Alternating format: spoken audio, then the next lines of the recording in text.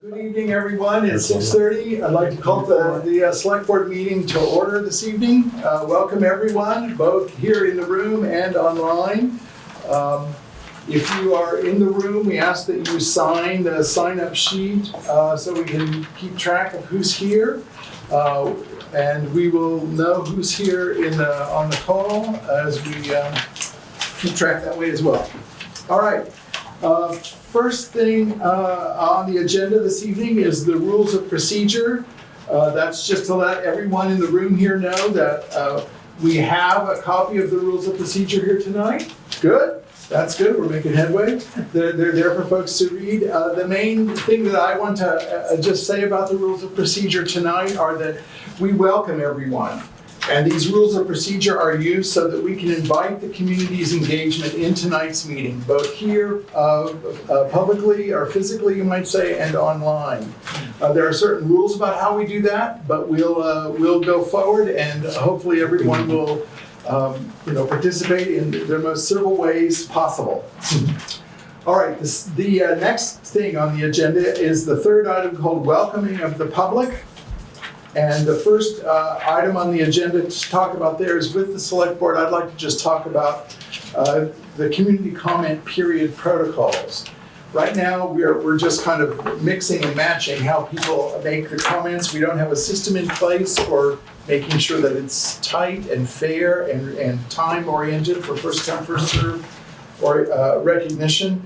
And there are 1,000 ways people can connect and maybe sign up for various things. So I talked with Peter this week and we're going to set up a system. I just want to talk it through with you, Select Board, and make sure that you're comfortable with this, that there would be an electronic sign up on our website, that we would encourage people to start to look at our website and begin to sign up there. Each signature would be time stamped. Then there would also be a sign-up sheet here in the office that people could come here and sign up. That would also, we would ask for a time stamp on that as well. So we can figure out first come, first serve and keep track of it. So far, at our last meeting, we had 3 people willing to talk or ask for space. Today, we have 3 people. So it's working out well so far. But just want to let you know that that's the system that we're thinking of. If anybody has any comments about that here at the Select Board. Feel okay to do it that way? All right, good. So we will now move to the part of the agenda called the community comment period, and just let me remind everyone once again that what we're doing here is we're turning over about 10 minutes of each at the beginning of each meeting, maybe a few more depending on how it goes, to the community to allow folks to just come and speak to the town. Really, whatever you want to say. It's not a moment for engagement with the Select Board. There will be no engagement between the speakers and the Select Board. The Select Board is here to listen. So tonight's first speaker is Laura Lawson-Tucker. And Laura, so what we'll ask folks to do is come, there's a piece of tape on the floor. Mm-hmm. If you'll walk up, stand on the piece of tape, that should make it possible for everyone. It's like I'm at the bank. Yeah, exactly. Make a deposit. Okay. So it feels funny to have my back to people. So I'm Laura Lawson-Tucker. I'm the co-chair of Guilford Free Library. And we're having what we're thinking will be a really fun event this coming Saturday, the 30th, from 10 a.m. to 1 p.m. We're calling it a walkabout. And this will be a time for people to come, meet trustees, meet what we call the Friends of the Library group, and meet the space, be in the yard, be in the library, ask your questions. And we see it as a time to engage for the trustees and the Friends of the Library to engage with whoever's interested to come and ask your questions and meet us and be there. And let's hear from you in that way, face to face together. We will have Adam's cider donuts and coffee and tea. So this is an invitation, and we're seeing it as a friendly opportunity to be neighbor to neighbor and come hear personally about the project that is going to have a revote on May 24th. Okay. That's the announcement. Thank you. Thank you. Sure. Thank you. Okay, the next speaker this evening is Sarah Rosov. I see you she's on the screen here. So. Hi, everyone. Hi, thanks for giving me a minute to speak. I just came in, so I missed Laura's announcement, but I'm guessing it was about the library event happening on Saturday. And I have another event happening on Saturday, and it's at the school, and I'm hoping that people can come to both events. They're both kind of drop-in events, so I hope people can make time for both.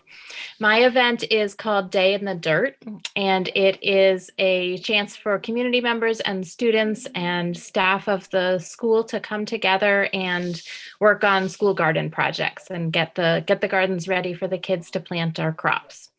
And we have a load of mulch being delivered, and we have a load of compost being delivered, and we'll need as many hands as possible to spread mulch on pathways and mulch the blueberries and dig holes for some new apple trees and pear trees that we're getting through a grant with the Vermont Garden Network.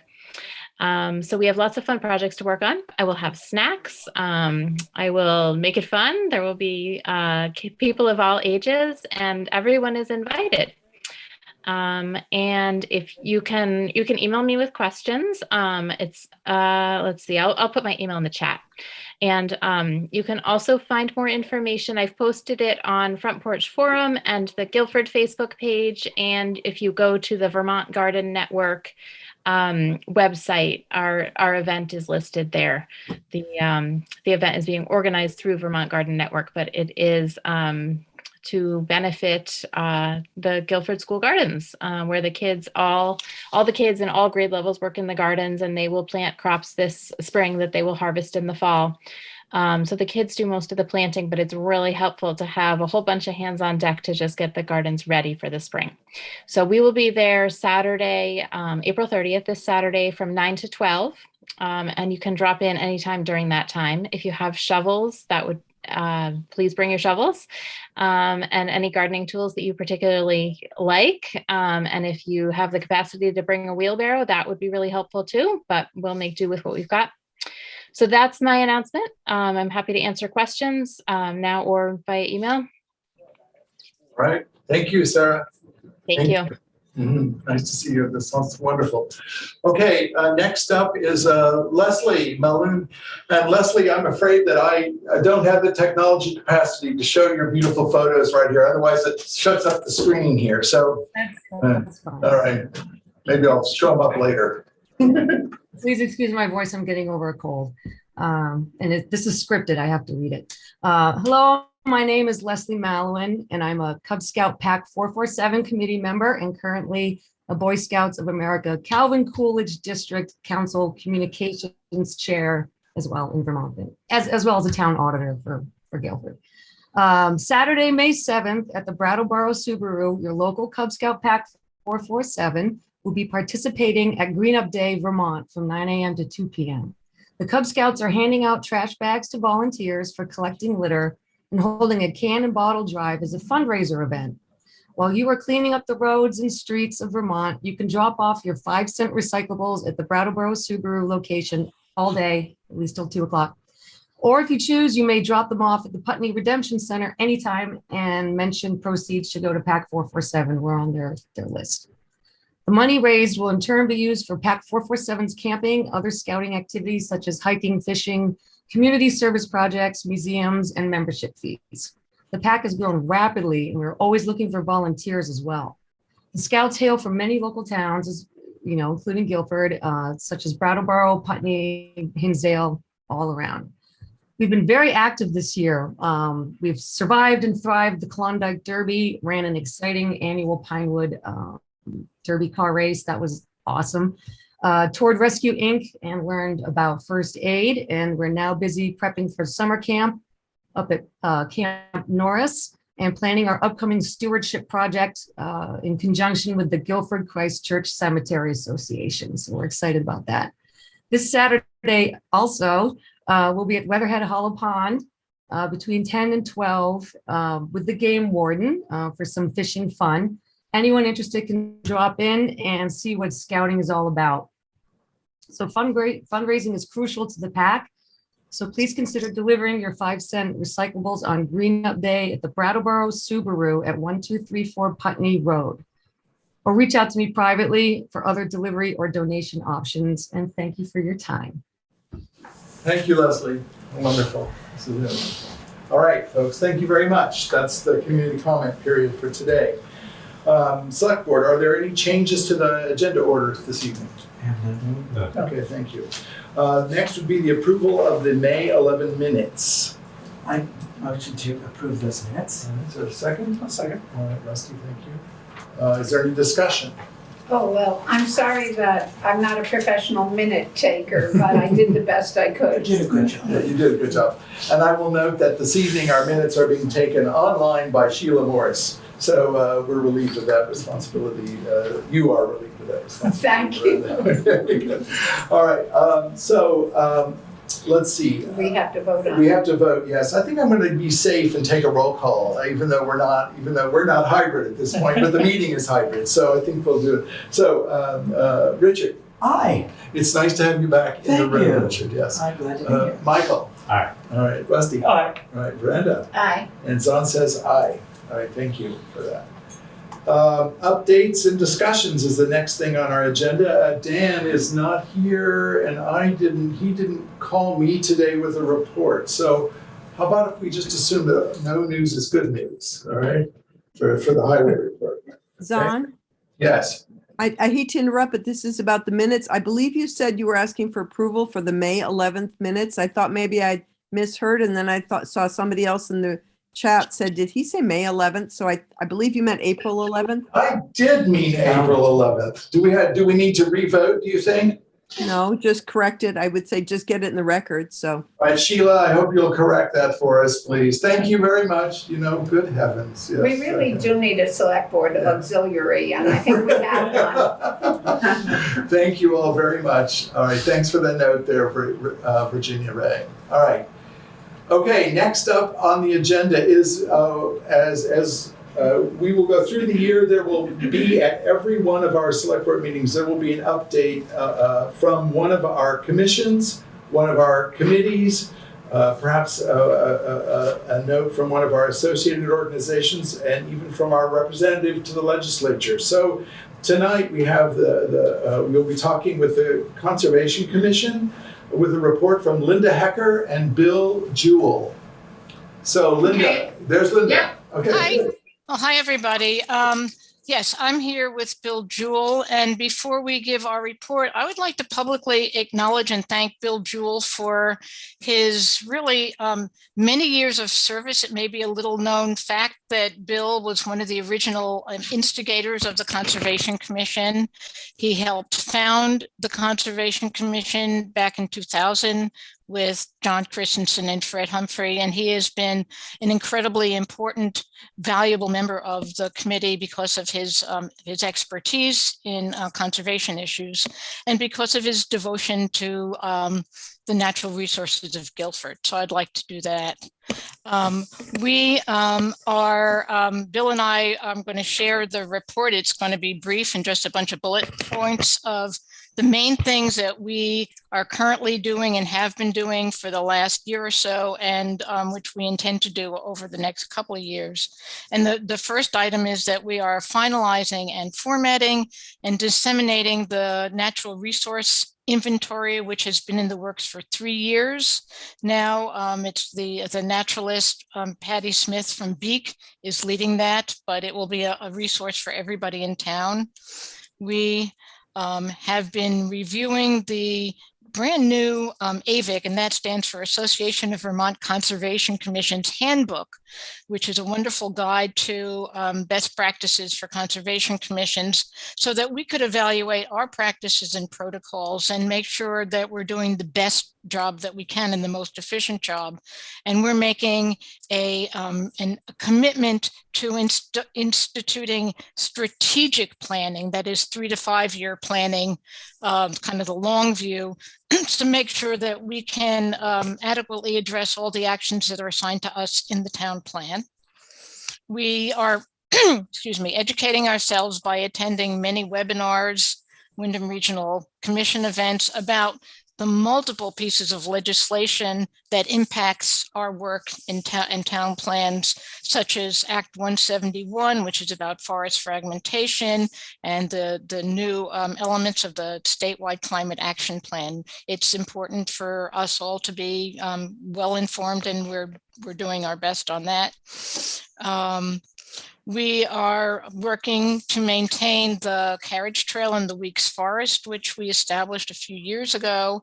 And last fall, we were able to build a wonderful bridge over an eroded culvert with a lot of volunteer help and a lot of volunteer materials. And we're very proud of that.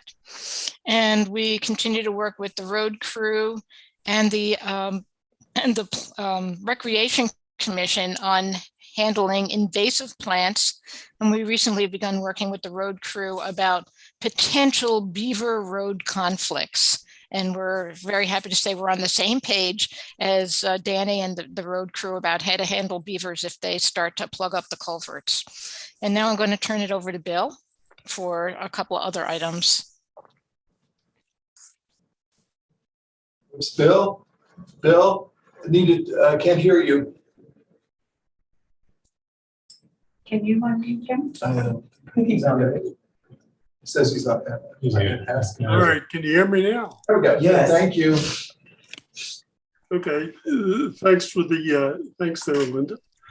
The other thing we spent some time with this last 6 months or so is starting to interact more with other commissions and town-oriented groups like this Historical Society, Planning Commission, Recreation Commission. We started Trails Committee. We did a number of that kind of outreach kind of stuff. The thing with the Historical Society is we're going to map historic sites, and we're trying to figure out kind of how to do that with the Historical Society. Well, let's see. With the Rec Commission, we're working really with trails, and there's now a committee dealing with trails that include things like not only the Recreation Commission, but some of the other people that have been developing trails throughout town.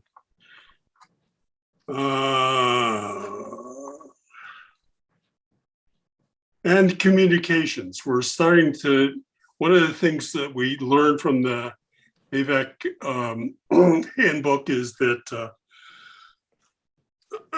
there are more ways to communicate than we've been doing. So we've been working out other ways to do that. We've been kind of checking in with Peter about how to do some of that as well, in combination with the select board. And back in April for our last year for Arbor Day, we planted some trees. One of them died, and we're going to replace that one within a month or two. So I think that's about our list for the thing. And Linda, anything else?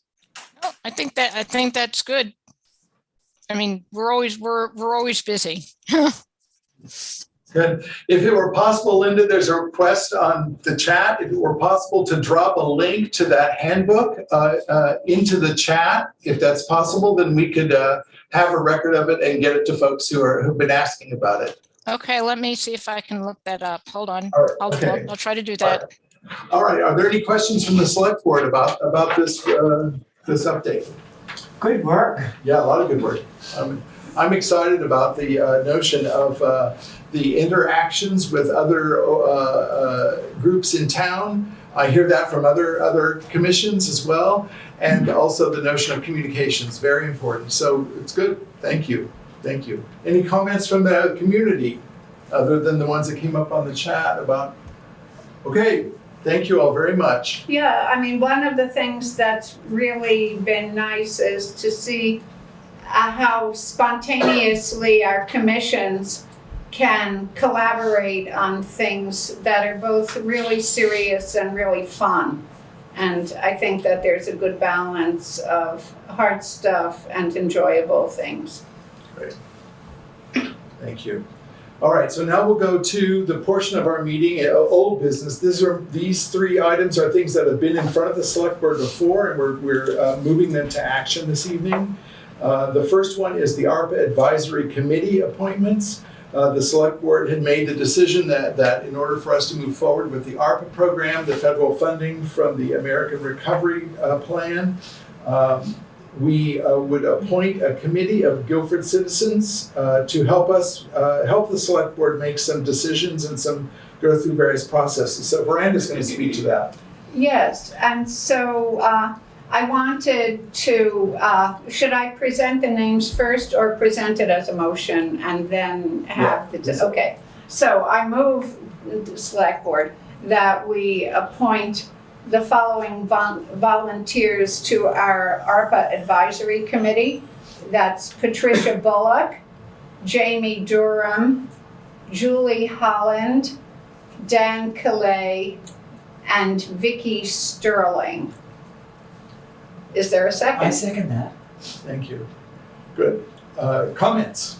Yes, well, we were hoping, we put out a call to people who wanted to be involved in engaging with the greater community and sharing their ideas about the best projects or investments to recommend to the select board for the once-in-a-lifetime use of ARPA funds.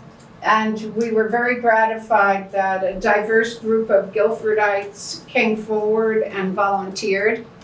And, among our volunteers, I think are a few people who haven't been actively engaged in Guilford activities before. So it's really inspiring to think that they will come together, they will set their own work style for doing this, and I have confidence that this group will really work. We have one of the candidates is here tonight in person, Patricia Bullock. There are a few people on the screen. Yes, I was going to say that Jamie, I believe, is Julie's, Julie. Yeah, and Okay. Dan Calais is here as well. Oh, That's great. Well, welcome all of you. So, That's good. I'd like to just add that they will be making a recommendation to the select board, recommendations to the select board because of the federal legislation that it's the select board that is charged with making the decisions. Yeah, the select board, you go ahead. right. But we want as many ideas as we possibly can have. Sure. I will just remind everyone, both here in the room and on the call, that the select board, the entire nation is working on a process like this, and every community in the country has until December 31st of 2024 to obligate these funds. So this is going to be probably not a quick process, an immediate process. We had originally thought it might be, but I think that we might spread it out a little bit. Veranda and I have been charged by the select board to be the liaison with the committee as well. So we'll be working with this group to set up a first meeting, and the advisory committee has a charge, and then we'll begin a process for being able to get to some good decisions from them. So thank you all very much. Does anybody in the community have anything, Steve? Sorry, could you repeat? Sorry, let's, you're gonna have to step forward, say your name. Yeah. I'm gonna be strict about this. Steve Lemke, Green River, could you repeat the names? Okay. Yes, well, shall we vote on it first? Would that be okay? No, I want to continue discussion. Oh, okay. So, yeah. Okay, so Patricia Bullock, Jamie Durham, Julie Holland, Dan Calais, and Vicky Sterling. Is there any other discussion in the room? I don't see any hands up on the screen. Everybody okay? Okay, so let's take a vote around the room. Richard? Aye. All right. Michael? Aye. Rusty? Aye. Miranda? Aye. And Zon says aye. Okay, thank you very much. we'll call that, either Brenda or I will call that group together for the first time, then they'll be on their own to do their work as far as calling meetings and so forth. All And right. let's thank them heartily, all of them who are present in whatever form, for stepping up to do this. It's really inspiring. Yes, thank you. Next order of business is to talk for a few moments about a special meeting in order to adopt the draft town plan. So my thinking here is there's a public meeting on May the 4th for a public hearing, I should call it, on May the 4th for the community to review the draft town plan that has been forwarded and approved by the Planning Commission. On May 4th, the community will meet to discuss that plan, and that meeting by statute cannot end at a particular time. It might well, but we can't prescribe an ending time. So I propose that the next day, May 5th, at 10 o'clock in the morning, the select board meet so that we can review what happened the previous night and potentially adopt the town plan. So I would like to make that motion and see if there's a second, and then we can go forward. I'll second that. Thank you, Michael. Is there any further discussion about that? Brian King, I see Brian's hand up. First time, let me check around the select board and then I'll get to you. All right. Anybody on the select board have a comment? Could you just clarify those dates? I want to write them on my calendar. May the 4th is the public hearing. And is there a time? Will start at 6:30, I believe, I think. Yes, and then the public, then our meeting would be the next day on May the 5th. We should, if we can, announce where folks can read the town plan before that meeting. Yes, okay, we'll do that. And I know that there are hard copies in the town administrator's office. It's on the town website. It is. So those are places where we would recommend, if you want to read the plan and comment on it, that's where you should go to get it. Yeah, good, thank you. Okay. I'm wondering if that might be, is that Lynn King, the hand up? Hi, Tom. Hi, Lynn, how are you? Good, thank you. I would like to just verify, do you happen to know if they've removed the names? And I hate to be a stickler about it, but I'd like to just know if that was completed. I think, I can't say for certain, Lynn, but you could go on the draft, you could go on the website and look at the draft plan. I will do that this evening and respond to you later, but I don't know right now. I think they were all taken off per the requests. Okay. I won't. This is Jeanette. I can see Jeanette, that okay, Jeanette, go. they have been removed. Thank you, Jeanette. Okay. Thank you, Jeanette. And Zon, I'd like to just throw something out there for everyone. I see that Bill Jewell's on, and I know that a lot of people have had questions in regards to the town plan that he had a big part in. And since he's available online, perhaps, I think it was Dolores that had a question about the sewer. Anyway, just throwing it out there. It's up to you if you choose to follow through that. I think, thank you very much, Lynn. That's not on the agenda this evening. It's not that I'm trying to control it, but that's not on the agenda. So that would come up in the meeting, in the hearing. Hopefully we would invite Bill to come to the hearing and help us understand that as well, if that's possible. Okay, that would be great. Thank you. Thank you. And I see Jason's hand up. Hi, Jason. Hey guys, thanks for having me. The meeting on May 5th you talked about, that was being at 10:30 in the morning. Could you maybe make that after business hours so some of us could see that? 10:30 doesn't really work for me on a Thursday. How about we confer with the select board to decide. It'll be recorded. It will be recorded. If you'd like to see it, we'll record it. That doesn't really let you interject and kind of throw your voice out there when it's already been recorded and you already made decisions. It would just be convenient for the working class person to be able to understand. Go to the meeting. Understand. Yeah. I hear you. Okay. So select board, any feelings about that? I'm part of the reason I did it. I said that was because let's see here. Let me just look and see quickly. I know it's not just about. I'll be in North Carolina, but later works for me. Later works for you. Okay. So you'll be attending by Zoom? Yes, I will. That's May 5th. May 5th. Cinco de Mayo. Cinco de Mayo. We're all going to be in Mexico. I'm available later. I could be available. All right. Thank you, Brian. Excuse me, Jason. We will, let's propose it for 6:30 then, all right? All right, so I need to amend the motion that I made is Selectboard comfortable with that? Yeah. All right, to Wednesday at 6:30. Wait a minute, is that Thursday? I think it's a Thursday, Yeah, yes. yes, the other meeting is on Wednesday and this one will be on This is the Thursday. vote, the select board vote. This would be potentially the select board's opportunity to review what happened in the night before, and if everything's in order, we should be able to consider adopting the plan and moving it forward then to the Wyndham Regional Commission for certification. We're working on a tight timeline here, folks, so thank you for that. All right, any other, Sheila, I see your hand is up.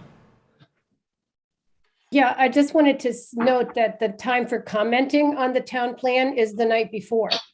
And then Yes. the time for the select board consideration is the meeting following. So I'm hoping that people will have been able to comment either in writing or in person at that prior meeting. Right. Thank you, Sheila. And it should also be known that 15 days before May 4th, so counting backwards, I don't know what the date is, but 15 days prior to the May 4th meeting, the plan is frozen. No one can adjust it or look at it or do anything to it. So what you see on the website and what will be printed available for 15 days remains the same. The Planning Commission won't touch it, and neither will the Select Board to make any changes.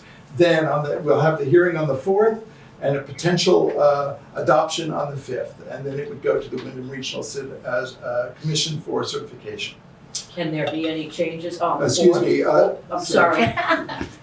Dolores Clark, on the 4th, when there's discussion, is there any wiggle room for any changes then? Well, the way it works is that we will hear any suggestions for changes, and then the Select Board would consider everything on the 5th. And then it doesn't have to go back to that same It 15 depends on days if the Select Board determined that the changes, that the Select Board did want to make changes as proposed on the 4th, and if those changes were significant or depending, and I don't know where all the boundaries lie, but depending on how strenuous those changes were, it could either set us so we need to set another hearing date out a ways, or we need to start the entire planning process over all again.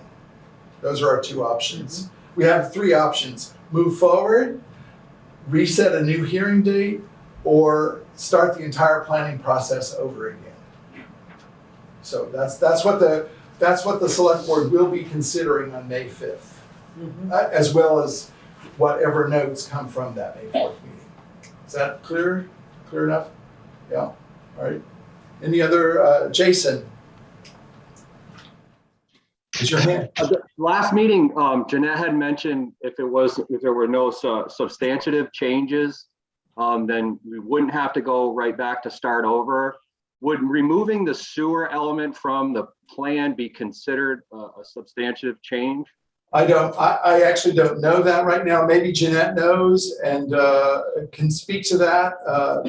Or we certainly would learn that beforehand by talking with the Wyndham Regional Commission. We'll get that in line. She just mentioned that you'd have to start all over again if there was a substantive change. And so knowing what that definition is would really help if we should really talk about the sewer element before we push it forward and then we have to take it off, or that's all I'm saying. What's the definition of a substantive change? What would that entail? Yeah, I don't know the answer to that. So we'll try to clarify that. All right, Jeanette? Yeah, I will be happy to check with my contacts at the Wyndham Regional Commission about how they draw the line between substantive and non-substantive, and I'll be certainly have that ready for the meeting on May 4th. Okay, thank you very much. Thank you. All right, so I will now take a vote on the motion that we will have a a special select board meeting on May the 5th, Thursday, that should be, May the 5th, Thursday at 6:30. Richard? Aye. Michael? Aye. Rusty? Aye.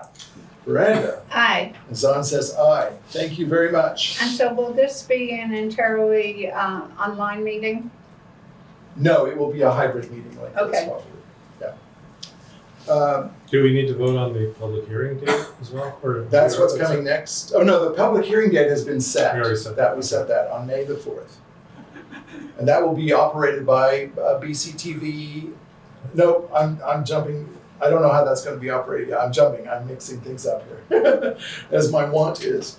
Okay, articles. The next item on the agenda is Article 7, Reconsideration. The public information meeting date. We have a vote scheduled for May 24th, which is Tuesday, May 24th. That has been set and is in motion, has already been announced and warned appropriately. We need to have, the select board needs to host a public information meeting in consideration of that Article 7 reconsideration. It has to be very similar, the approach, the schedule and so forth has to be very similar to what happened on March 1st. So I will propose Monday, May 16th at 6:30 in the evening as a public hearing date. That meeting would be operated, it would be completely virtual, that meeting, and it would be operated by BCTV on our behalf. May 16th at 6:30? Yes, and I'm moving that now. I second that. Thank you, Richard. Thank you. Why is that completely virtual? That kind of cuts a lot of people out. No, well, it's not intended to. There are ways But that it does. we could, well, you could come here and perhaps have a virtual meeting. The point is it's constrained by statute. It's nothing the select board's doing. That's the way because of the COVID restrictions that the information happened on March 1st. The state requires that every aspect of the election be run exactly like the previous election. That seems very clear to me. Yeah. It has to imitate the way we did it in the first place. So we have no choice. It has to be virtual. Could you make it a little more out there so people in town know about what's going on and how it's going about? Yes, of course we will do that. First of all, rather than make it a little more available, we will begin making it widely available tomorrow, the information, because nobody knew about the meeting until right now. So we will begin tomorrow making information available to everyone in town. Well, a lot of people didn't even know about the revote thing. Could you step up to the mic, please? A lot of people didn't even know about the revote Could you thing. identify yourself? Again, yes, I'm still Dolores Clark. It wasn't really widely available. People didn't really know about it. Before, the revote thing wasn't like you guys had announcements on your website for all kinds of things, but it was in the agenda. But unless you looked in the agenda, or it wasn't really, it's pretty important. That's a pretty important vote, whatever side you're on it. Yeah. And that it was let me ask you a question. I'm not sure I understand. Just want to be clear. A petition came to us for a revote. Mm-hmm. We addressed it. According to statute, we did everything that was required, Right. and we were there was no question that of course we would have the revote. There was never a question. That's not what I'm saying. Okay, so I'm saying that a lot of people didn't even know that there was a petition for a revote. that's not our responsibility. That comes from the community. The select board has nothing to do with whether or not a petition gets appointed to it. Otherwise, we could be in the position of securing petitions all through town. Now, I'm not saying that you should secure it. I'm just saying, it's pretty damn important. That's a lot of money, and it's a lot, no matter what side, whether you want the library Right. or whether you don't. Right? That as a group of you guys that are supposed to be representing townspeople, isn't that what the select board is? So we had the petition at the last select board meeting, and we I was approved here. going forward with the vote. I realize Right? that you guys. That's 2 weeks. right, 2 weeks ago, and now, Right.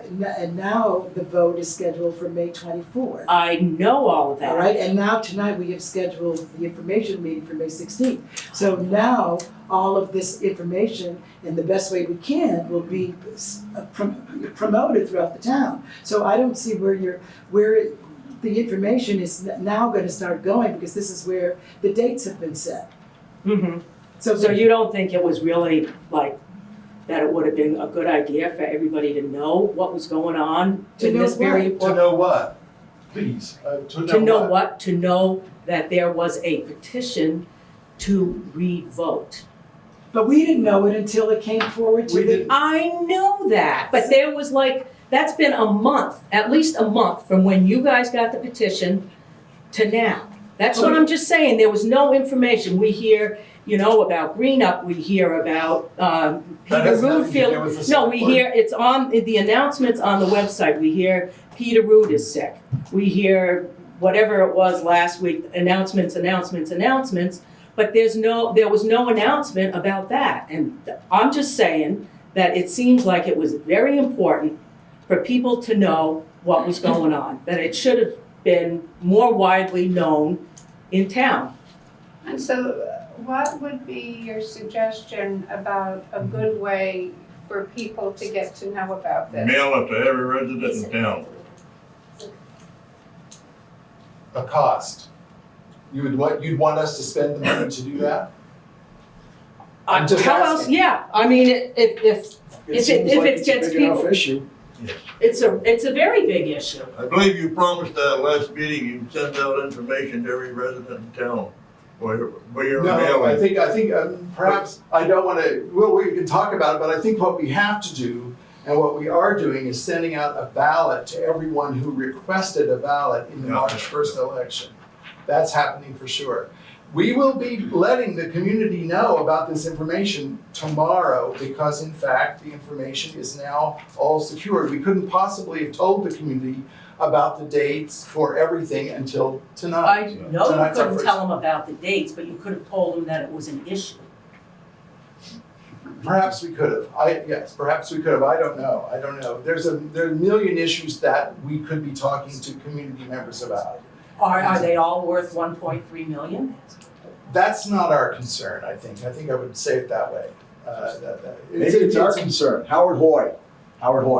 Maybe it's our concern. Great, I appreciate that. And so I think that this is a great discussion we're having here. It's very good for us to hear this. We need to understand if there's a situation like this that you'd like for us to begin to communicate more widely, speak with us. Don't just hope that we'll do it. You're doing it now. No, I did it at the last select board Yes, and I think meeting. we told you that when we set the date, we would begin notifying the community. I think we did. Well, let me hear, there are a couple of people that would like to come into the communication. Let's just see if, I'll go with Jason Herring. I think Sheila has her hand. Yeah, up, so too. there's Jason? Yeah, I don't want to butt in. I think Sheila had her hand up and then Ann Ryder before me, Okay, but I thank you. definitely would like to talk. All right, Sheila? I'm sorry, I didn't see the order. My comment does not have to do with this. It has to do with the prior vote. It's a technicality. It can wait. Thank you. Ann Ryder? Yeah, I'm curious. I know you're trying to make as much effort as possible to replicate the initial vote. If I did not choose to use an absentee ballot at the previous election, would I have the option of absentee, voting ahead of the election day before the May 24th on this? Yes. Okay. And I also would just want to point out to Dolores, there was a huge article in the Commons, which is free and publicly available paper about this revote. I know that. And I think that, now is the time for people to, please don't interrupt. Now is the time for people to get information out using Front Porch Forum, using the paper of record, which is the Reformer, and letting everybody in the town know about this. I think it's important, but we have time to do this still. There's still over a month. And the minutes will be posted as well in physical places. So, if people go to the Guilford store and they want to look out front, or if people are taking a stroll by the Green River Ridge, they can also see that the minutes reflect that this is happening. I had spoken with Penny about sending ballots for the last election, the town meeting election, to everybody in the town. I thought that it would be a good idea to send a ballot to everybody regardless. And she mentioned that the expense was really prohibitive to do that.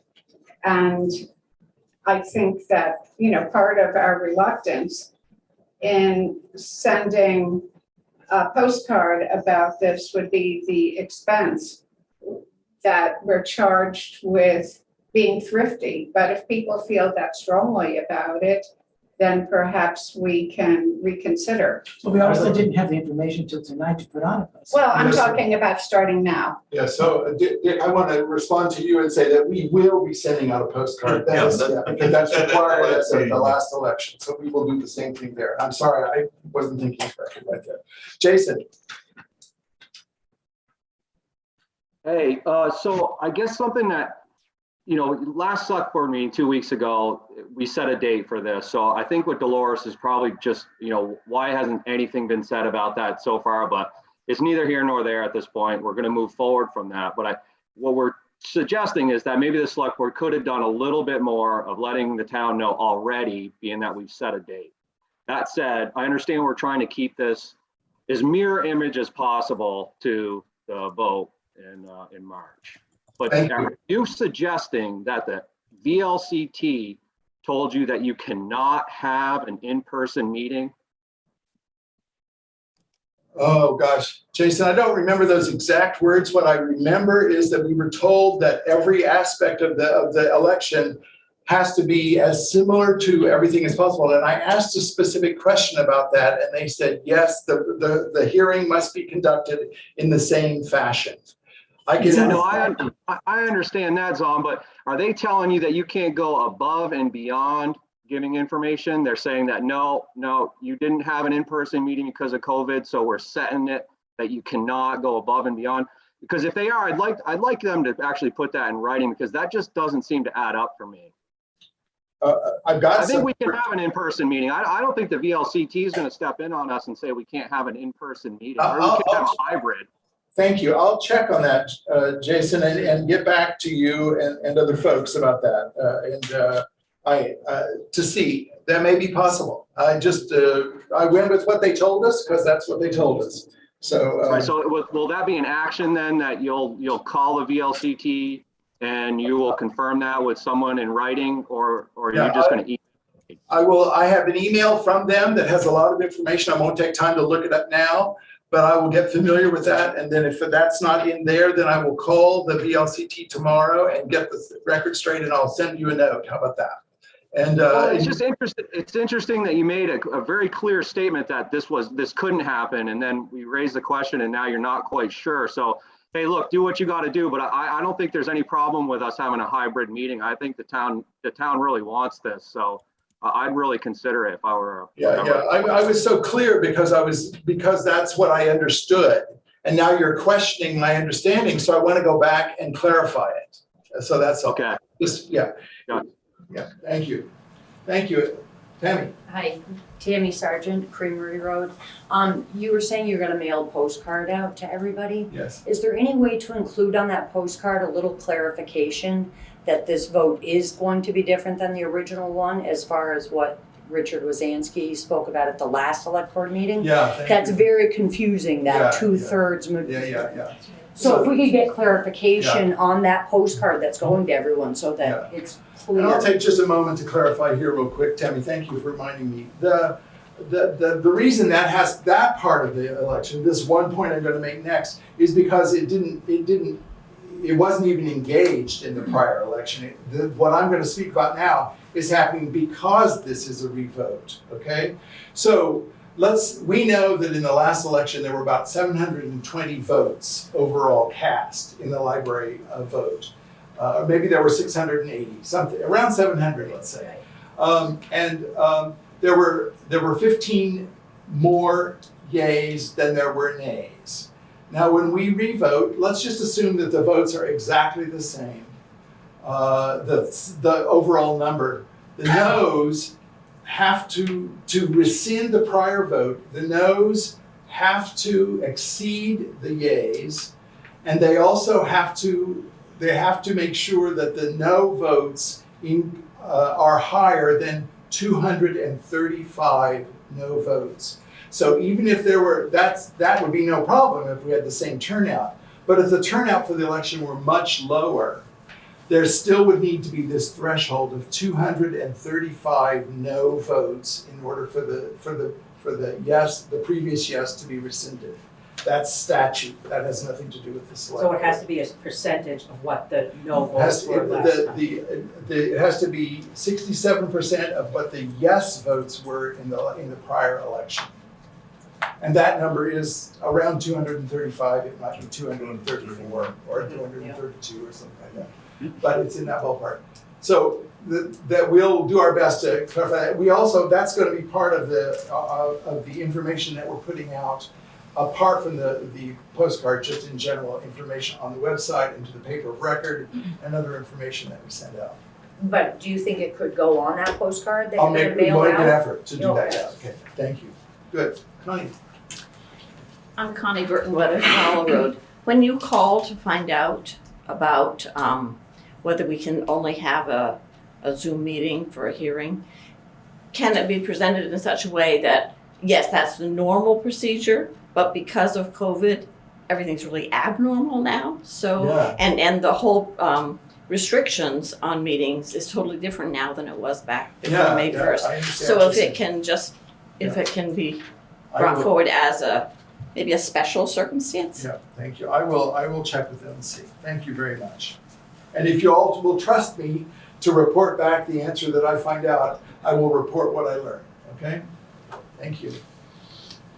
All right, is there any other discussion there? I don't remember if we voted yet. Did we vote? I'm not- Yes. We did vote for May the 16th at 6:30. Yes, we did. Okay. Yeah. Susan entered the waiting room. All right. Sheila, I'm just gonna ask you if you're there, did we vote on that last? No. Okay, Oh, thank you. No, we did. All right, so this is We the. had a robust conversation. Thank you all, very robust conversation. Articles, yes, Sheila. Can I also say that we need to talk about the vote for the draft town plan, but after this, after you hold this vote. Okay, thank you. All right. Article 7, reconsideration. We're proposing that there be a public hearing date on Monday, May 16th at 6:30. That has been moved and seconded. Richard? Aye. Michael? Aye. Rusty? Aye. Miranda? Aye. Zahn? Aye. All right, thank you. Sheila, let's slip back to your point quickly. Okay, does anybody remember who seconded this Article 7 vote?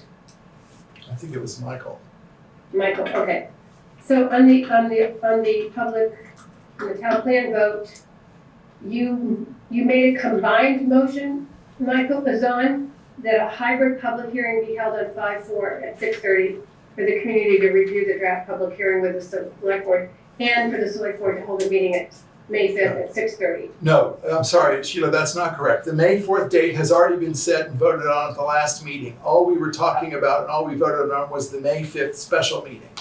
Okay, I'm sorry, I misunderstood that. That's Thank right. you. Thank you. The minutes are difficult. The meetings are tricky to keep track of. Thank you all. Here we go. The next order of business is, now we're moving into new business. This is the information that has not been before the select board in this form. And we're going to start off with an interim staffing discussion. I just want to I'll speak for a couple of minutes and then talk about an action that we're going to take. I want to let everyone know, in case people haven't heard it yet, that our administrator, Peter, has a very strenuous form of cancer, and he will be working, that's our hope, he will be working for us at home for the next while, for the next long term. We don't know much about it. We have to learn, stay flexible. We have to understand what's going on as we go, and we're in touch with him on a regular basis. That said, Peter has begun work already. He's working very, not quite half-time at this point, and but we need assistance in the town to continue the work that needs to be done. There's a lot facing Guilford right now. I've talked with, as a new chair, I've talked with a number of people in town who've said they've never seen this amount of action and this amount of work in front of the town before for many years. So we need assistance to move things forward, and we can't depend on Peter to do it entirely, just working many hours that he is. So we need to appoint a couple of select board members who will lead the charge in us finding either an interim situation to a part-time situation with Peter, to a relationship when Peter is working full-time, and the flexibilities there. And I would like to ask Richard and Michael to step forward to do that work. You willing? Yes. All right. Can we, as a select board, I'd like to authorize that we appoint Richard and Michael to act on behalf of the select board to begin this process of sorting through how we will find the interim help that we need. Right now we have Sheila who's volunteering and helping us a lot, but we need to find a situation that will be good for the town, good for Peter, and good for all at the select board, and good for everyone involved. So is there? So have you moved this? Is this a motion? I moved it. I second it. Thank you. Thank you, Brenda. Is there any discussion on the part of the select board? All right, I see Jason's hand is up. Hi, I was under the impression that Sheila was the assistant town administrator. Now she had been answering some emails with that title. Is that not the case? Yes, in a volunteer basis, she is. We have not appointed her or anything. We'll go through, if we do anything that gets that formal, we will go through. We've simply named Sheila that so that we can move forward with the business and make sure that people understand that Peter is still at work for us. Okay, because she's responding as the assistant town administrator. So yes, she is or isn't? She is what? Is she the assistant town administrator, or is that going to be now Richard and Michael? Oh, no, Sheila is the assistant town manager. She's doing it as a volunteer administrator, excuse me. Yeah, assistant town administrator, thank you.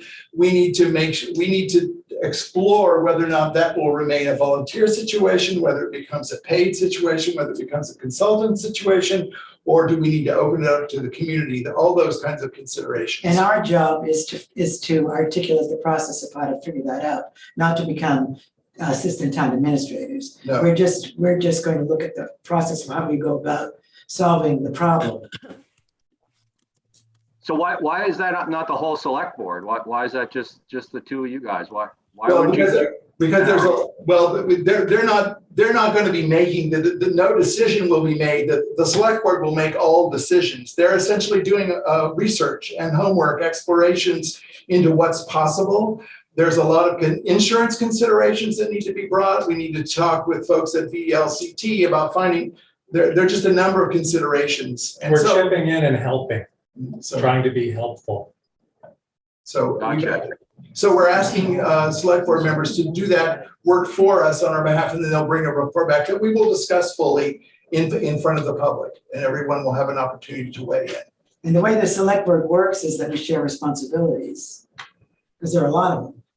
Yeah, we for instance, Brandon and I act as we're going to be the liaison to the ARPA committee that was authorized by the board.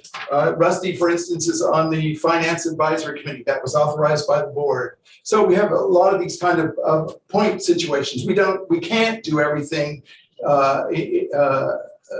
We just can't do everything all by ourselves. I totally understand. I absolutely understand. What I guess I'm kind of getting at is Sheila's already been appointed. Somehow, sometime, the select board appointed Sheila. And now we're looking for someone else potentially. That's all I was trying to do is get some clarification on it. Sheila has only been appointed to that title as a volunteer. She's volunteered. She's helping out right now. She's not. Yeah, I understand that, but I didn't know that. I'm just responding to emails that she's saying she's the assistant town administrator.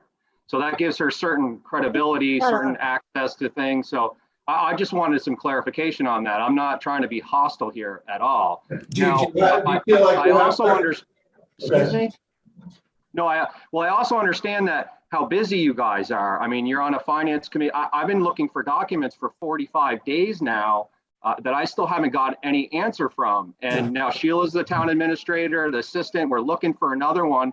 And you guys are on all these committees, but I haven't got my documents yet. So, Jason, there's a lot going on here that can you not see this? Can you not? I will, Jason, thank you.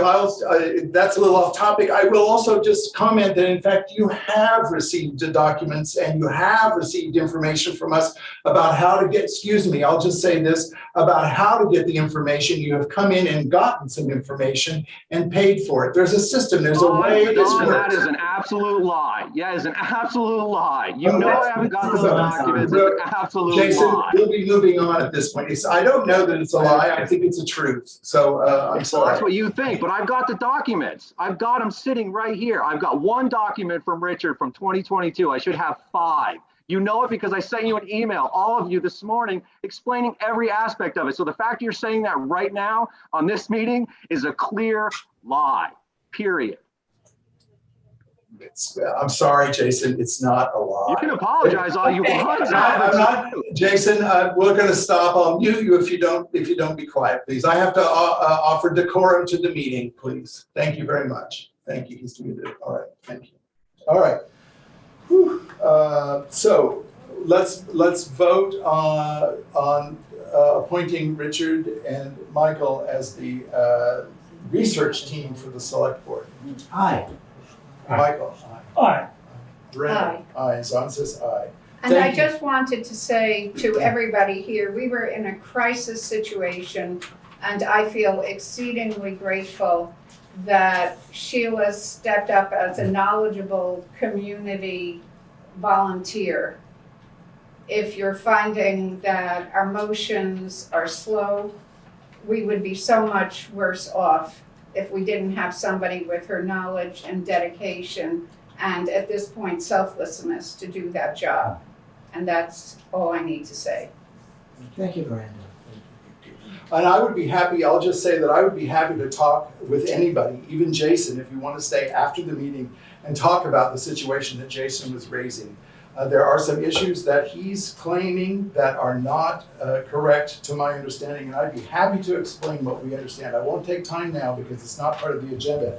And as you will find later, the topics that Jason's talking about will be part of our next agenda. They will be planned and put on the next agenda. So happy to talk with anyone after the meeting.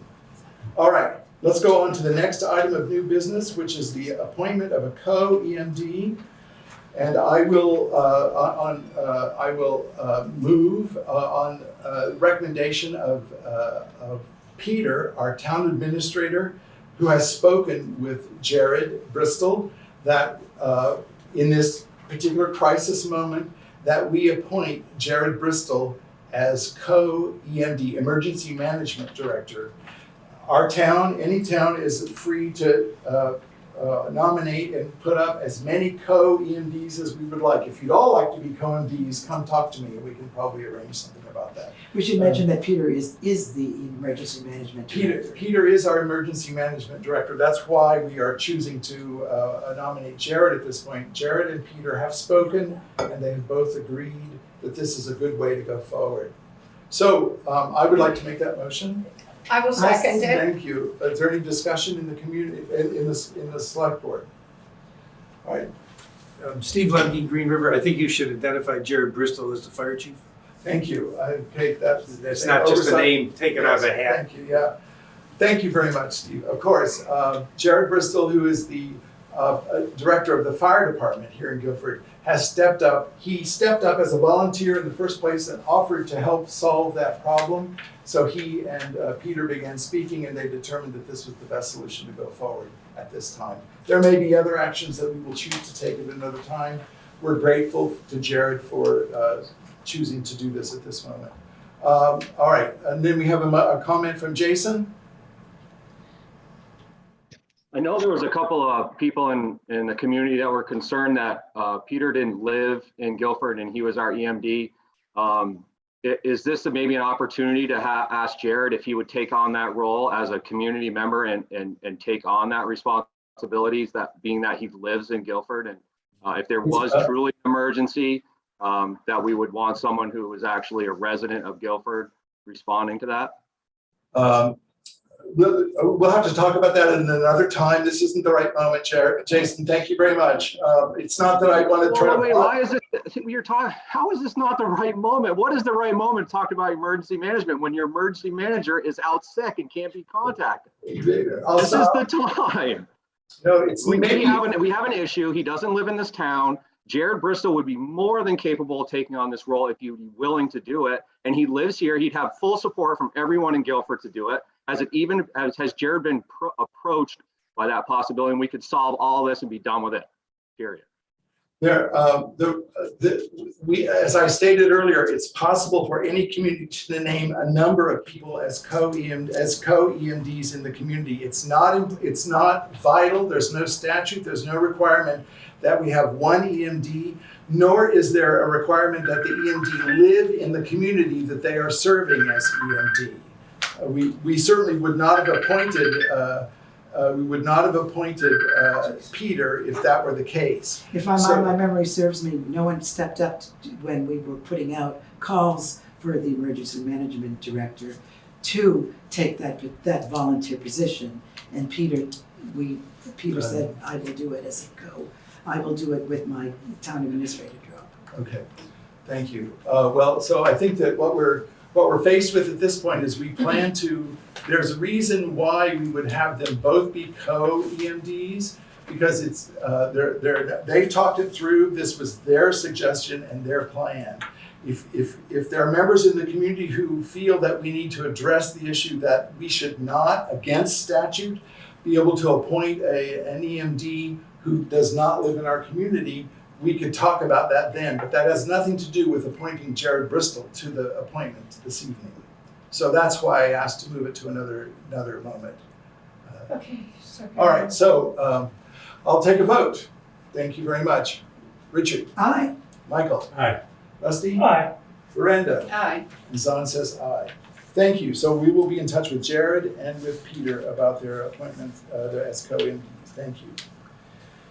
All right, next order of business on the agenda is the propane RFP. The community may not know that once a year we sign a contract with a propane company in the community in order to, like probably many of you do, in order to get a bargain rate on propane for the year. And perhaps you've learned that there's it's not easy right now. So. I'm just looking at the chat for half a second. All right. It's not easy to address. We put out an RFP and received no bids. The town is required to, the town would normally be required to have 3 bids in order for us to move forward with the bidding process. If we only did receive 1 bid, we could make an exception to the RFP process. We don't even have that to do at this point. So our options are, as I understand from Peter, we can either reopen the RFP. He does not recommend that because he imagines we'll get the exact same response, or we can continue with the propane company that we're with month by month until the situation around propane, which is the Ukraine situation, until it begins to resolve, and then there might be another option for us. Peter recommends that we just go forward with that. Do we need a motion for that? I think we probably ought to just have a motion. So I motion that we stay with the current propane provider on a month-by-month basis. I will second. Thank you. Is there any further discussion Who is it? in the committee? Suburban propane. Suburban propane, yeah. Julie has a question or a comment. Julie Hall. Hi. It just made me think about the buying group that I'm in.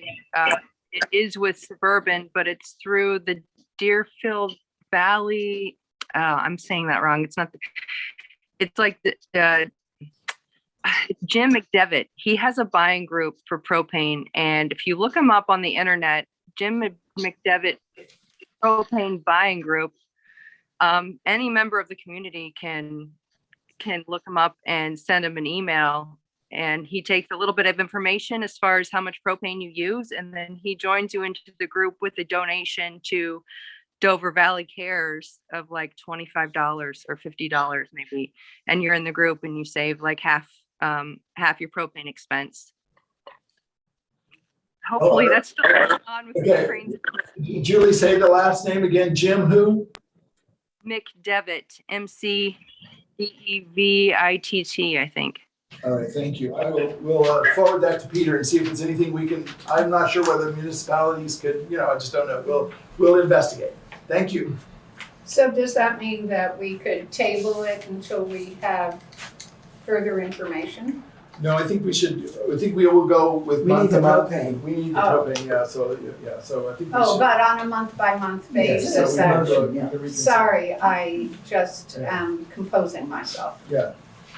Fine, we're doing well. All right, next thing on the agenda is. Do we vote? Oh, we have to vote. Thank you very kindly. You're just like me.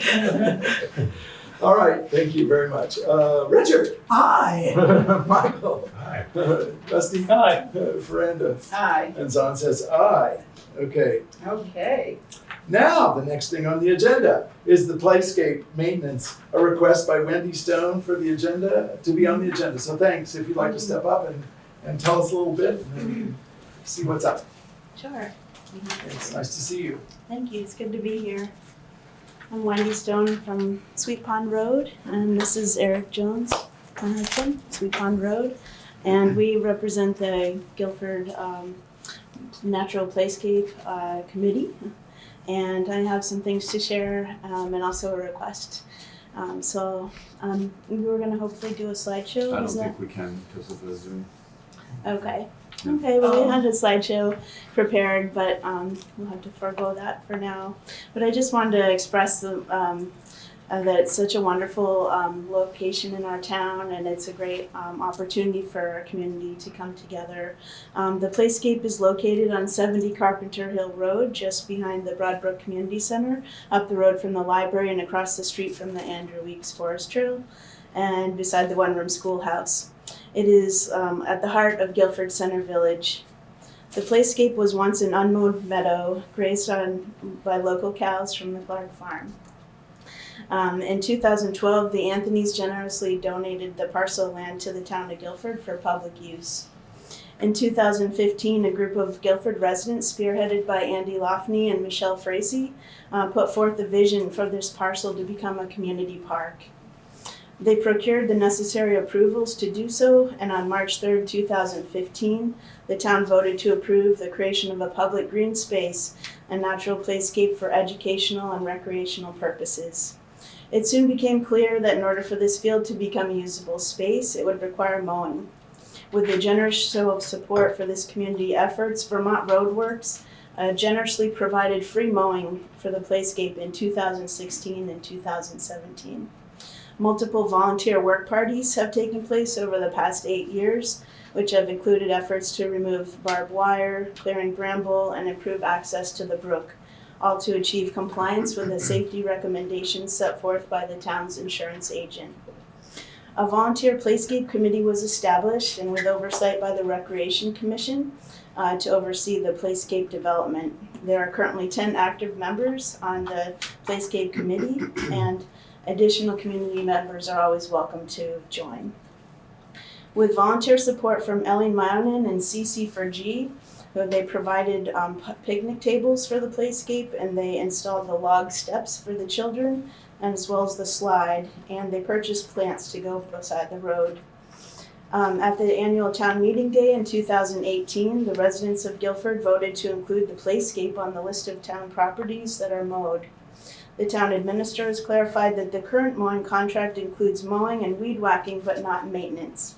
The contract is also said to include a pre-season and post-season cleanup at the playscape. In 2019, the Rec Commission was awarded grant monies to enhance the playscape with 4 raised garden beds and a water pump and a compost bin. These were built and installed by volunteer labor from Eric Jones. Also in 2019, the Rec Commission was also awarded a grant from the state of Vermont to pay for 1/2 of the expenses associated with the enhancement of the Playscape. The town received $4,630 through a 50-50 grant funding.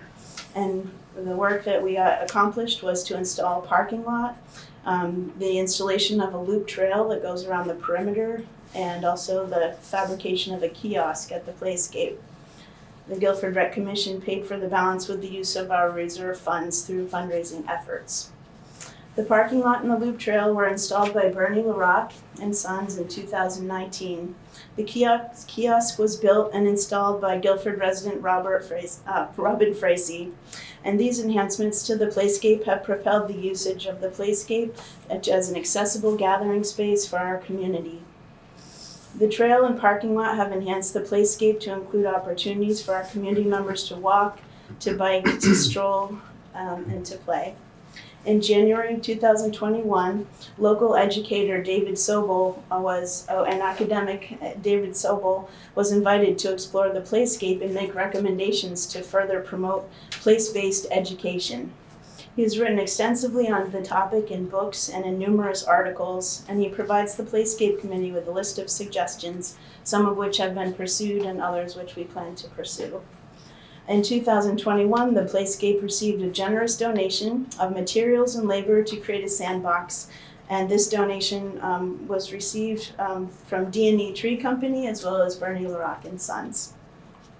The Playscape is used informally as a public gathering space for friends and neighbors and families, including picnics, play dates, birthday parties, gardening, walking the dog, water play, and Nordic skiing.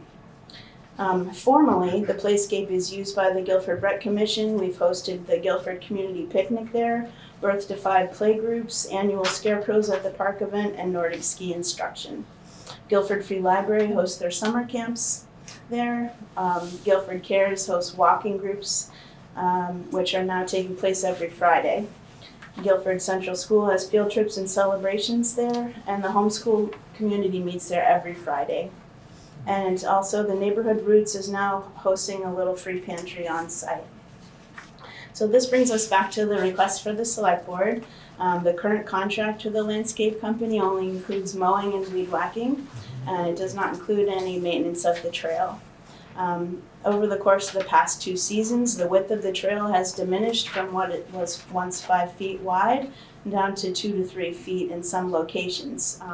It's become overgrown by weeds and tall grasses, and there are apples on the path which prevent safety for people walking on the path. There's often branches or other debris such as apples that obstruct safe passage of the trail. And we believe that the Playscape trail requires regular maintenance to uphold the ADA compliance for the usage of safety for all people of all ages. So we're requesting that the town amend the contract with the landscaping company to include regular maintenance of the loop trail at the Playscape, to include removal of debris from the surface of the trail, removal of the weeds which overhang over the trail, edging the trail to maintain a 5-foot width throughout the park, a commitment to not use herbicides during maintenance during the Playscape landscaping, and the addition of a new layer of SurePack to resurface the trail. This would be pending the recommendation of Kitsy LaRocque from Bernie LaRocque and Sons. She's been taking a look at it and will give us her recommendation. In addition, I did submit to in advance 2 letters from local community members. One is Laura Lawson Tucker and Bob Tucker, and they've written a really nice letter about, which I could read, or We've seen it. You've read that. And then the other letter is written by Leah Gessiner from Guilford Cares, who is hosting, as I mentioned, a Friday walk at 10:30 for seniors around the loop trail. So. So what is considered to be regular maintenance? So when the landscaping company comes to mow and weed whack, we'd Which like. is how often? I believe it's every week or 2. Well, on certain months it's every week. Right. Yeah. Not in the winter. Yeah, so when they do come, we'd like them to also make sure there's no weeds that are hanging over the trail that would hit people in the face, and also to clear the path from branches or apples, and if there's anything else in the way, just So to, it comes to additional time, basically, a little additional a time. little additional time. And then the increase of the to maintain the width of the path and to resurface the path essentially. Essentially, yeah. And well, I think I've understood from talking with Peter that our current contractor does not use any herbicides that we're aware of. That's good So to that's hear. great, yeah. Thank you. Yeah, so if you'd be comfortable, Wendy, I think we wouldn't be prepared to act this evening. We need to look into costs and all this kind of stuff and see whether it's even feasible for us. So what I would like to do is ask that we put this on the next agenda, and hopefully we'll have some work together and we can make a decision, or at least we can advise you where we have gone and if we can make a decision. Okay. Are you comfortable with that? Sure. Well, I'm sorry, I wondered whether the path on the Playscape is, it's really sort of town property, and I wondered whether maybe side by side with this, we could begin exploring having the valuable items on the Playscape be part of the town's capital plan. In other words, this path is a really impressive achievement for a lot of the things that, I mean, it serves a lot of the things that we care about, especially with our aging population and our commitment to inclusivity and compassion and all of that stuff, to maintain a really ADA compliant path, I think is a bigger issue than just how to keep it clean or slightly improved. I think that's something that we can look into, but I think that we could make a decision about just adding, regular maintenance, to what's there, and the maintenance people are already there already, to add that little bit to the contract. So, If I could add a little bit? yeah, Eric Jones. So Wendy's certainly being humble, and I would like to publicly thank her for all the work that she's done for the Playscape. She put in a lot of hours and effort to save the town a ton of money. This wasn't really a hobby in so much as that the town had insurance obligations to meet. We had to have a parking lot that met certain criteria. So this was work that needed to be done, and we achieved all of that with Wendy's effort at no cost to the town. I was just about to say on behalf of the select board, if I might, that we really appreciate all the work that both of you have put into this project. Well, thank you. Wonderful volunteer work. The maintenance is a cost, and you did approve that, and we appreciate that. And I wanted to clarify one thing in that contract does include spring and fall maintenance, and I wanted to get clarification on what does that exactly mean, because there was a senior walk Friday, and I went down there.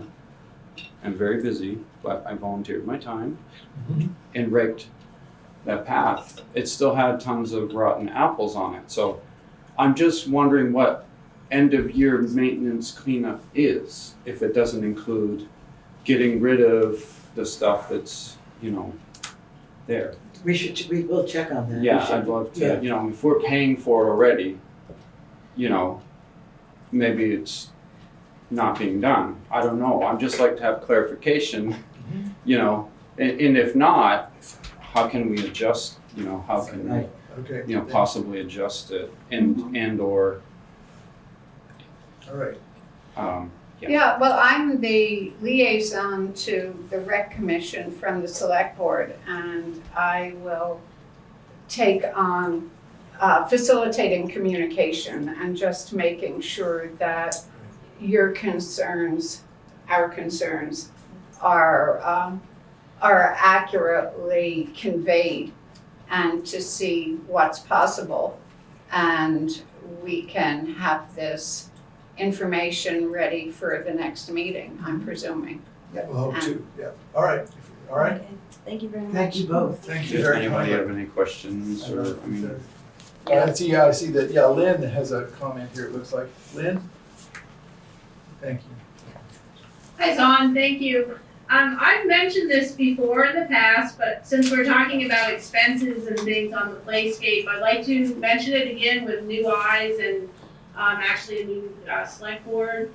Back in March of 2015, when the Playscape was voted on, it was to be of no expense to the town. And when it was voted on, if you were to replay that video from that day, it did say that when it would become an expense to taxpayers, it was supposed to go back to its natural, the way it was before, whether a pasture for the cows or just back to its natural state. So I just would like to mention that it wasn't to be an expense, and it was voted that it would be all on volunteer work. And a lot of people at that day said that they would volunteer from cutting the grass. I can speak to that, Lynn, if you'd like. I was there. Yes, Yeah, in yeah. 2018 is when it was put before town meeting day, and the town voted to include it on the mowing schedule. The problem with the mowing though, Lynn, is that since then, it has been changed that anyone who wants to do any mowing in town has to have liability. So that took away the ability for volunteers to be able to do the mowing. But Wendy, could you So say louder that what is you something said? that has changed since then, and the select board re-voted on that at some point. No, the I town forget. did. The town did. And- Would you and just to- say it again so that Lynn understands it? In town meeting day in 2018, we had a petition to add the Playscape to the mowing schedule for the town properties, and it was approved at that time on town meeting day 2018. Oh, may I speak to that too? One of the really compelling changes from the initiation of the natural playscape was the epidemic of Lyme disease. And we couldn't possibly have a play space for children or anybody else that wasn't mowed. And Lynn, I really appreciate, I hear that statement about the playscape not costing the voters of Guilford anything. On the other hand, what is there is really, to my lights, a treasure that the town of Guilford didn't have, that was produced almost entirely by volunteer labor and due to the dedication of some of the people that you're seeing here. And the fact that the town voted to put it on the Yes. maintenance list. Okay, so I think if you're comfortable, Yes, folks, then thank you very we'll much. move forward. I will take charge of this personally, of just seeing this forward. I won't ask for a group of you to step forward and lead that. I'll just do what I can to move it on to the next item. Oh, I had one question. Yeah. Would we be able to show The the slides? I slideshow wondered- at? Forward that to us, okay? Forward your slideshow. Yeah, we'll see I mean, what we can because do. I think it would be important for people who wanted to see what the issue was to be able to see Okay, it. thank you very See what much. happens. I'm so Okay. sorry that we weren't able No to worries. No worries. show it tonight. Yeah, that wasn't the only thing to be shown tonight. There were some other things. We just don't have the technology here yet. Okay, we're making headway. We started the meeting at 6:30 tonight. All right, on to the warrants. Okay, well, for those who have the agenda in front of them, I'm very sorry that these figures are not on your paper, but these are the accurate figures. Payroll week 4/17/22 for the sum of $5,000 $853.55. Payroll week 4, 24-21 for the sum of $5,398.98. Everybody caught up? Mhm. Expense warrant number 2222 for the sum of $38,869.39. I second. Thank you. Is there any discussion? That's okay. Okay, so I'll take the vote. Richard? Aye. Michael? Aye. Rusty? Aye. Miranda? Aye. John says aye.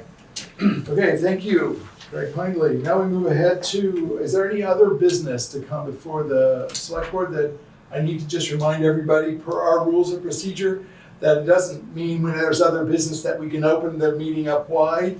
It means if there's any, usually other businesses reserved for those topics that are sudden and urgent and cannot be taken up at the next select board meeting. If any issue can wait to the next meeting, then by statute, it's required that it move to the next meeting. So just to say that. All right, communications, I ask your patience. We have a very active community in the last while. That's to be congratulated and thank you. We have 8 communications in my time on the select board. I've never seen anything like this. So I won't be reading from all the communications. It's certainly would be my job to characterize them, thank each person who has communicated, and remind everyone that this is a way that you can speak to the select board, and we will then either take what you write under advisement, it will be read publicly, or we'll move it to a next agenda item. So the first one is a letter from Harry Evans. It was an issue related to the Planning Commission, and that issue, just so you know, has been resolved. Number 2, we received a letter from Ronan Nemeth on South Stony Hill Road, a question about abutment, about property lines and development around property lines. That is currently under advisement, and we have notified the 2 landowners about how the select board can or cannot, in this case, be involved in the discussion. So that's a conversation that will go forward. We received an email from Jeanette Nushka about traffic safety in Algiers.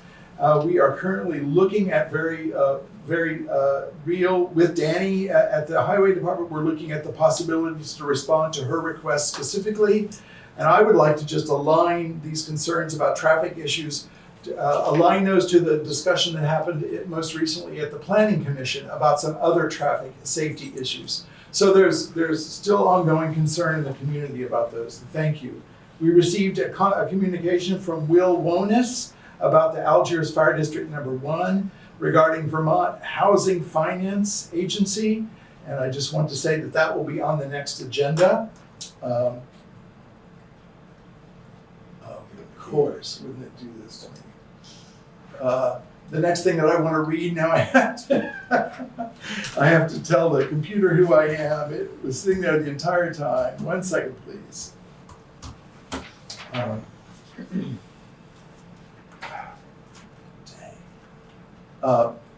Connie, I might ask your forbearance here. I was going to read from your note, but let me see if I can pull it up here. Here we go. I think I can.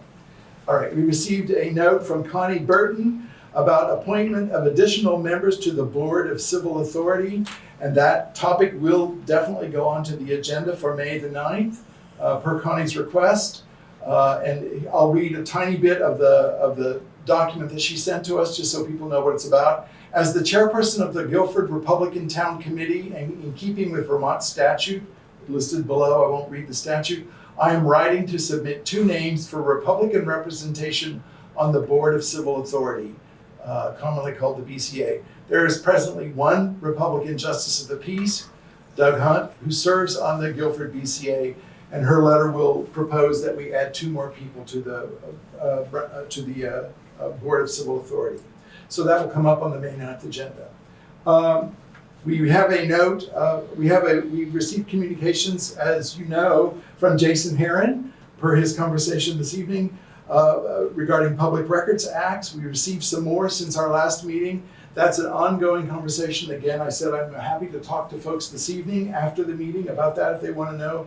We are addressing those issues as best we think we can. So we'll keep moving forward with that. There's a letter from the Franklin Land Trust inviting us to, they will be using part of Guilford's roads for part of their cycling event coming up, and they're inviting us. They just want us to know about it and let us know that we have an opportunity to engage with it in a financial means. We will talk about that at another moment. And then we also received a note from Reed Fisher about a lighting complaint about about a building on Guilford Center Road, and that is currently under advisement. We don't have an answer for that this evening. We just received it today, so we'll be responding to that as soon as we can. So those are the communications that we received from our community in the last 2 weeks. Bravo to you all for your lively voices. It's great. Are there any actions to be taken from a previous meeting? I think there are none. We moved in old business, the things that need to come before us. I won't attempt to, let's see, Jason has a comment here. I'm sorry. Jason, I might have missed you before. Jason. Hey, Zon, I didn't realize you were gonna throw my email out there. I was hoping you'd read it for the public. I don't have it right here. Let me see. Jason, I wasn't, it's just so you know, unless you request, just so you know, I'm not again trying to block you. You'll feel I'm blocking you. I'm not attempting to. If there's a request from an individual to be, that a letter be read aloud, it must be read aloud. If there's not a request, as none of these had except Connie's, they can all be summarized and characterized by the board chair as a way to move the meeting forward. It's not again to try to block you. Please, if you'd like me to read it at the next meeting, I'll be glad to do that. Let's leave it that way. Thank you very much. Are there any actions to be taken? I won't attempt to count those for next time. And so I think we've come to the end of our meeting. I move that we adjourn. Can I just say one thing? In 1 second, I need to get a second. Yes. 1 second. Thank you, Michael. Yes, comment on the adjournment. Dolores Clark. I just want to say that because people might have opposing or questions, Miranda's eyes are rolling and she's like getting frustrated, I can see. And it's not an adversarial thing. It's just people that are taking an interest in the town, and not everybody might be soft-spoken and poetic. I mean, you're wonderfully spoken. It doesn't mean that it is like, it's not a us against them thing. Okay, thank you. And I just want that to be clear, that people are just like interested in what's going on, and it's not a battle. All right, I appreciate that. And I just want to like. Thank you. Very nice. Thank you, Dolores. Thank you. All right, I'll take a vote on the motion then. Richard. Aye. Richard. Michael. Aye. Rusty. Aye. Miranda. Aye. Zahn says aye. Thank you. The meeting is adjourned. Thank you all.